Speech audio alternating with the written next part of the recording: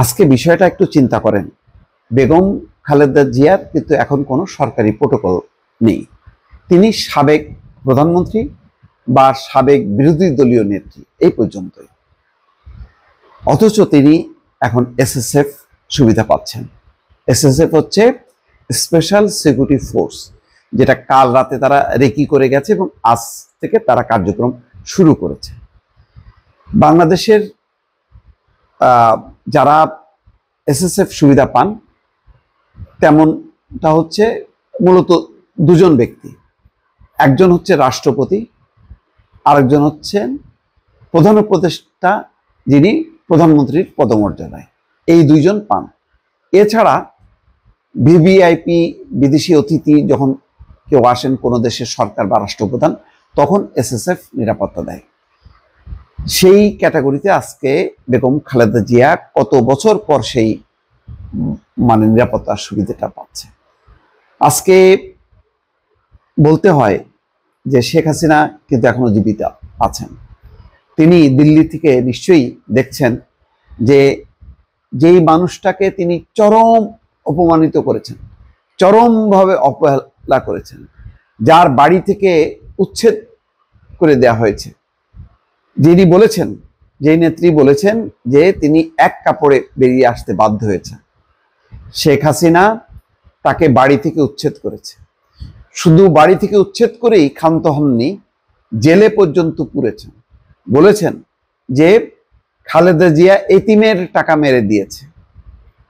তিনি বলেছেন যে প্রতিদিন তো শুনি মরে মরে, মরে তো না, বয়স তো কম হলো না। মনে আছে লন্ডনে তার দম্ভক্তি? আজকে কোথায় শেখ হাসিনা? আজকে সেই শেখ হাসিনা দিল্লিতে আছে, নীরবে নিভৃতে। মোদী সরকার বা ভারত সরকারের দয়ায় তাকে বেঁচে থাকতে হয়েছে। বাংলাদেশের মানুষ তাকে তাড়িয়ে দিয়েছে, তিনি পালিয়ে গেছেন। তিনি পালিয়ে দিল্লিতেও তিনি ঘোরাফেরা করেন না। দিল্লিতে একটা নিরাপত্তা জোনে তাকে নেহায় দয়া করে রেখেছে। আজকেই যদি মোদী সরকার শেখ হাসিনাকে বাংলাদেশে পাঠায়, তাহলে তার ফাঁসির কার্যক্রম শুরু হবে, যেহেতু তিনি মৃত্যুদণ্ড পেয়েছেন।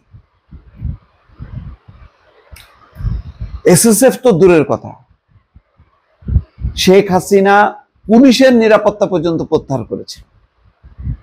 যে পুলিশ ছিল, সেই পুলিশ ছিল তাকে গার্ড দেওয়ার জন্য, তাকে নিয়ন্ত্রণ করার জন্য, তার নিরাপত্তা নিশ্চিত করার জন্য না, যাতে খালেদা যে কোথাও মুভ না করতে পারে, অর্থাৎ বাধা দেওয়ার জন্য, প্রোটেকশন দেওয়ার জন্য, বা তার চলাচল কোথায় সেটা জানার জন্য তার পুলিশের নিরাপত্তা ছিল।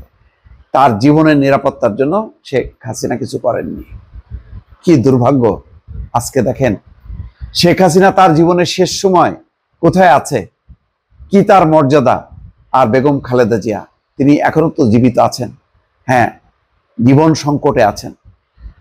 এই নিরাপত্তাটা হয়তো আগে দিলে আরো ভালো হতো, কিন্তু তিনি তো দেখে গেলেন, তিনি তো জেনে গেলেন যে রাষ্ট্রপতি, প্রধানমন্ত্রী যে প্রোটোকল পান, তিনি এখন সেই প্রোটোকল পাচ্ছেন। এবং ইতিমধ্যে দেখেছেন যে সেনাকুঞ্জে সশস্ত্র বাহিনী দিবস উপলক্ষে দুইবার কিভাবে সেনা কর্মকর্তারা তাকে সম্মান জানিয়েছে। এটা শেখ হাসিনার জন্য শিক্ষা হওয়ার দরকার ছিল।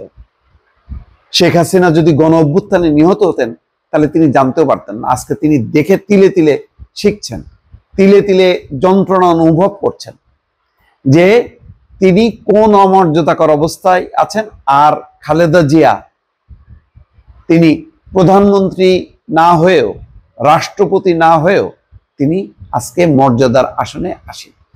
তার জন্য তিনি যে দেশে আশ্রয় নিয়ে আছেন, সেই দেশের সরকার প্রধান নরেন্দ্র মোদী সমবেদনা জানিয়েছেন, সহমর্মিতা প্রকাশ করেছেন, বেগম খালেদা জিয়ার চিকিৎসার জন্য সবকিছু করার অঙ্গীকার করেছে।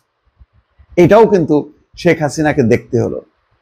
শেখ হাসিনাকে দেখতে হলো তার এই যে অবকাঠামো উন্নয়নের যে দেশটি চীন, ডাক্তার পাঠিয়েছে।